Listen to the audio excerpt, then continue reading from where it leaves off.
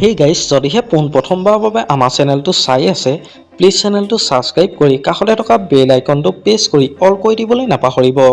আজি মই আপোনালোকৰ মাজলৈ লৈ আহিছোঁ জুবিন গাৰ্গ আৰু গৰিমা ঘৰৰ প্ৰেমৰ কাহিনী।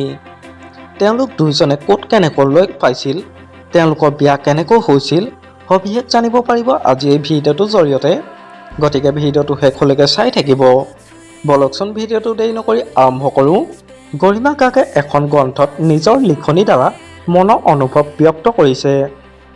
1995 চনত মই তেতিয়া মুম্বাইত একেবাৰে নতুন।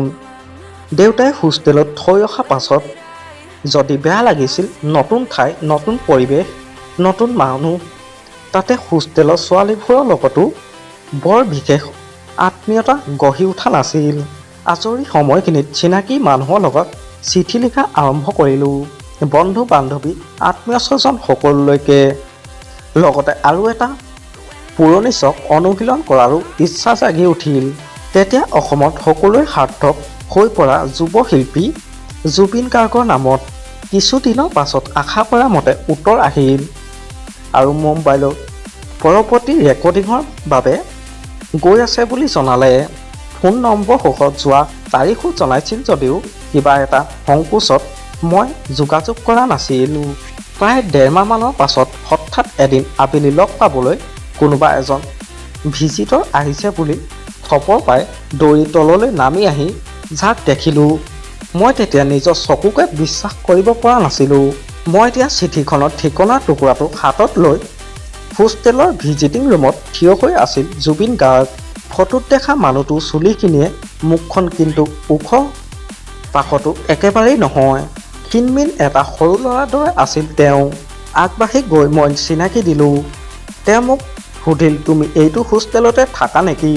ইয়াত দেখোন ওচৰতে ইমান চিনেমা আছে। মোৰ বৰ আচৰিত লাগিছিল প্ৰথম দিনাই তেওঁ সৰলতা দেখি, প্ৰথম চিনাকিতে ইমান বন্ধুত্বসুলভ উপহাৰ দেখি। কিন্তু লাহে লাহে বুজিলোঁ এই মানুহটোৰ মাজত অহংকাৰ ভেদ নামৰ বস্তুটো হয়তো কেতিয়াও জন্ম নহয়। সেইদিনা চিনাকি পাছত আমি লাহে লাহে ভাল বন্ধুত্ব হৈ পৰিলোঁ। সেই বন্ধুত্বই এদিন প্ৰেমৰ নাম ল'লে আৰু পাছত দুয়োখন ঘৰৰ সন্মতিত আমাৰ বিয়া ঠিক হ'ল।